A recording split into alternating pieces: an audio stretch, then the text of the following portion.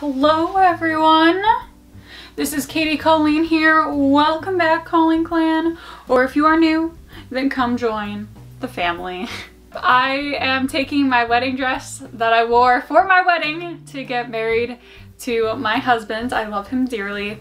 And I am turning it into a Queen Serenity cosplay from Sailor Moon. And so I wanted to talk a little bit about our wedding. What happened with our wedding and the dress and why we decided to turn it into a Sailor Moon cosplay. So this is largely going to be more of a story time video than an actual work vlog, since there are very few alterations I need to make to this dress to turn it into Queen Serenity. And I guess the story would have to start when we got engaged. I feel like that's far enough back. You don't need to know anything further. We met in college, in engineering school. So I got engaged to my husband Sam in September of 2019. We went to the beach. It was lovely. It was romantic.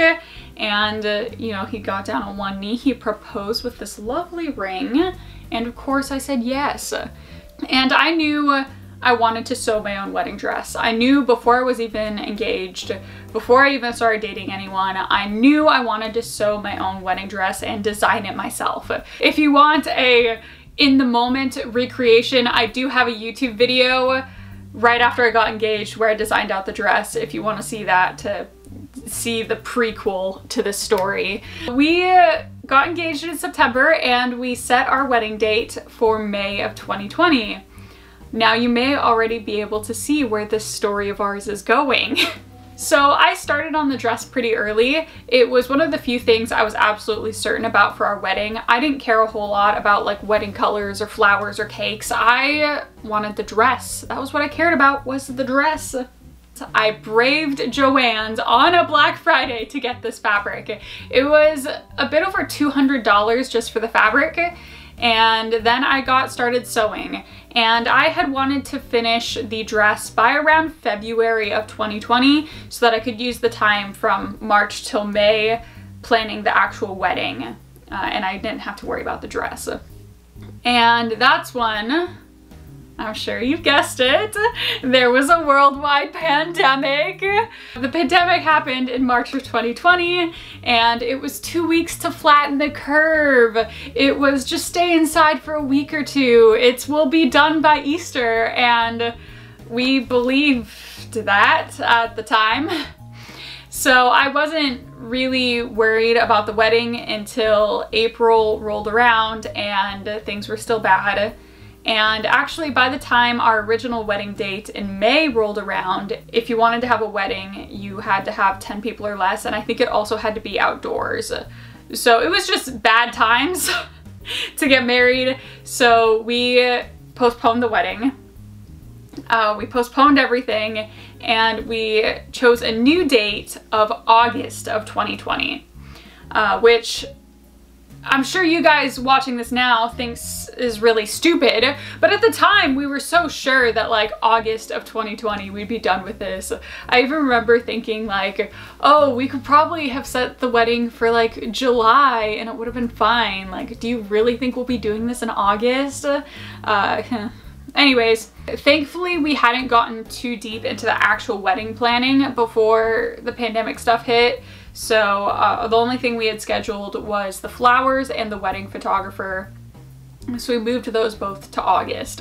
So then it comes June, and June of 2020 was, wow, big surprise, still bad. But the other thing that happened in June of 2020 is that I was a COVID layoff. I had been working a in-person engineering job where you actually like have to touch things to engineer them, and they had really tried to keep me on with virtual work, but that just was not what I'd been hired to do. I'd been hired to do engineering things where I put stuff together. So as the pandemic dragged on, my work could not keep me anymore, and I was laid off. Now, my health insurance was through my job, and the idea of being a chronically ill, disabled person with no health insurance in the middle of a global pandemic just didn't seem like fun. It didn't seem like the right way to go. And so I sat down with my husband and we were like, why don't we just get married and I can get on his health insurance. Obviously, we were planning on getting married anyways. I wasn't marrying him just for his health insurance. So in June, we got married. We went to another state where the rules were a little less strict, because even in June, there were a lot of rules about, like, you can't be inside for this thing, you can go to the courthouse but you need an appointment, and you have to hand off the papers as they are sanitized thoroughly. Like, there are just so many weird rules. The only people who were at our wedding was myself, my husband, the officiant, and a dog. There was a dog that observed our wedding, and that was it. The whole wedding ceremony was within 10 minutes. We just said the vows, signed the papers, took it to the courthouse. It was really an elopement through and through, where there was no ceremony. I still wore my dress when we got married, and my husband still wore a tux, but that was pretty much the only remnants of, like, ceremony. I mean, we still exchanged rings, but that was pretty much it. It was a very quick ceremony. Now, you'll remember that we had set a secondary date in August. So that was supposed to be our ceremony where we celebrate with our friends and family, and we actually, like, do all of the wedding fluffery. So as you can imagine, August of 2020 rolled around and it was, wow, still bad. So it turned out August wasn't gonna work either. And at that point, I was able to cancel the flowers, but we still had the wedding photographer set for August, and the wedding photographer would not let us move the date again. So in August, my husband and I got back into our wedding attire. We went to an empty church parking lot and we did our photos. I think it was like $800 for photos, and we didn't want to lose that, and the only thing we could still salvage was we could get pictures of us together in our dresses. So those are the pictures you'll see on my social media. There was no wedding happening at that time. There was nothing happening at that time.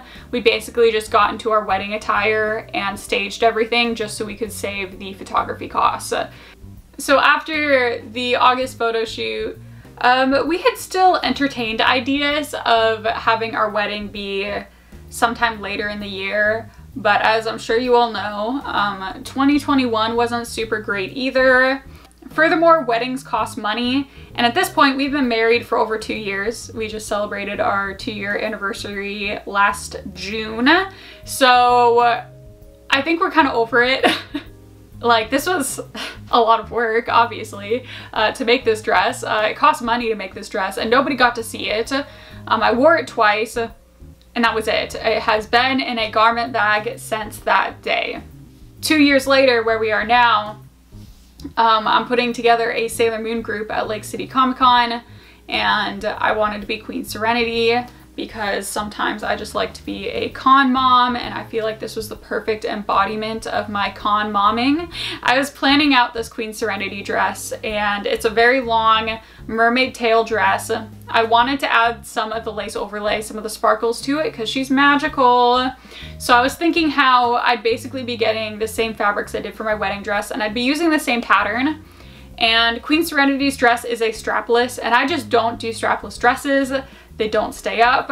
I am like flat as a board. So I was thinking how I would need to add straps or something to my Queen Serenity dress. And after I did all that planning, I basically just landed on, I'm making my wedding dress again. The bottom line, the bottom takeaway is, when I'm dead, it's 2 floor-length white dresses in the landfill instead of 1. Like, I think we could do a little reduce, reuse, recycle here. I think we could reuse this, and it just seems so wasteful to go out, buy fabric, and make a second identical dress just because the first one was called a wedding dress. So that's the story of how we decided it was okay to use my wedding dress to make a Sailor Moon cosplay out of it, and I think it's gonna be really special that I can share that with people and they can see it. The dress nobody got to see. Oh, she big.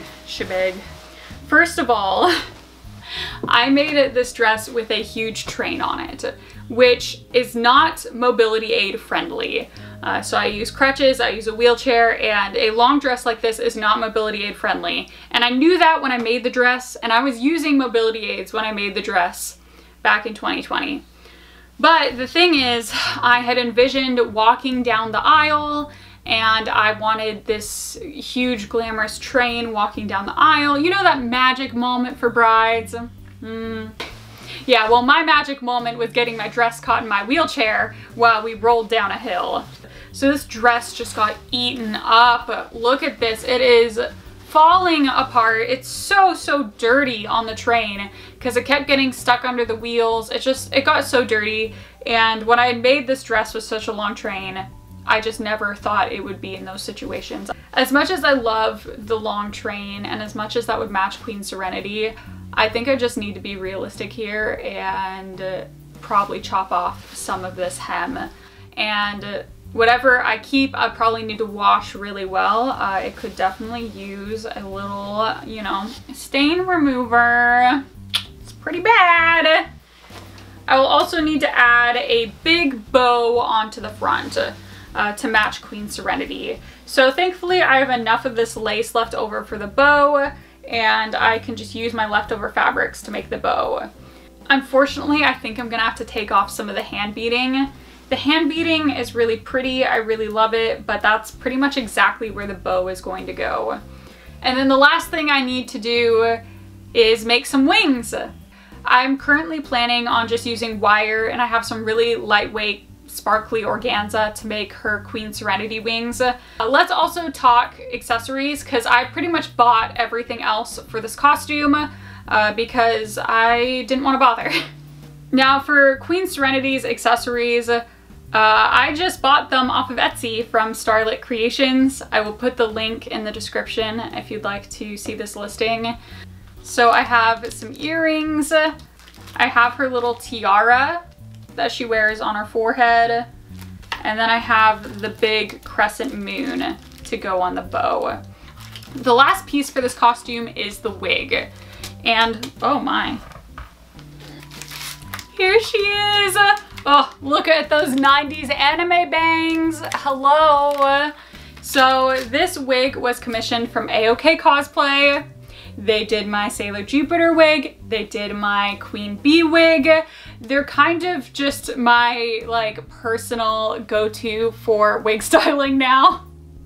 So when I was looking at Queen Serenity's wig, I just didn't really want to bother. Like, I just want this to be a fun Sailor Moon group. I want people to be able to see my wedding dress. In the reference, her little pigtails go to the floor, and I specifically asked to have the pigtails this length because I can imagine few things worse than having my wig get stuck in my wheelchair. Yeah, that sounds pretty awful. And with that being said, let's move on to the final reveal of my new Queen Serenity cosplay.